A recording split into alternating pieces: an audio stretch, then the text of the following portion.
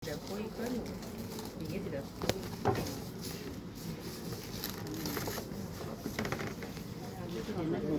қайсы жерінен келші? Шанхай. Шанхай. Мен де Қытайда болғам. Пекинде, Нантон, Усиде болғам. Шанхай жанындағы Уси бош керек, жанында шарда. 也去过那个，但是这个餐厅的然后也去过对，无锡、北京、南通。I've been there. 很近。 I like your country very much. 太喜欢了。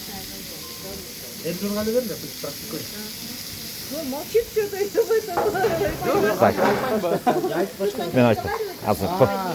Урматтуу коноктор, бул тамактын аталышы таш мангал, кээде таш кебек, же таш үстүндө жасалган шашлык деп аталат. Бул өтө даамдуу ысык таш үстүндө жасалган козунун кабыргалары.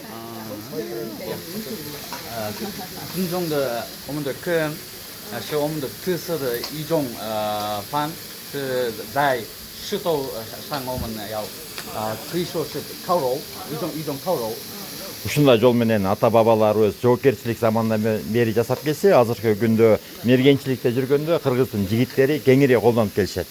这个饭是可以说我们以前我们古代的我们可以说古代的方式。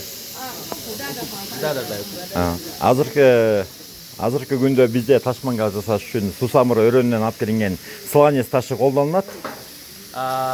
现在呢为了做饭这个石头从수삼을 从一个地方跟原地方是수삼을 수삼을是从那边带来的石头的。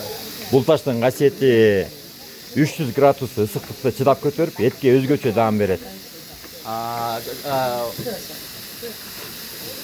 做饭的时候在这个石头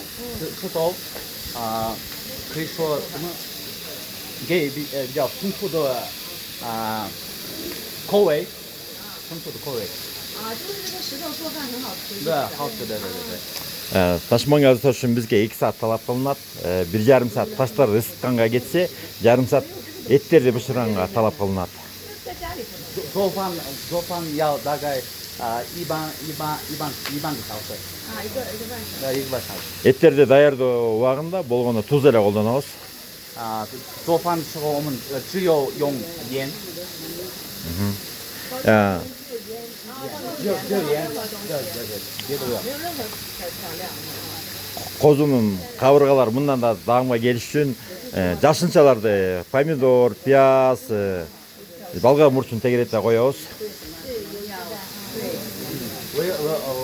为了比较好吃，我们要加蔬菜。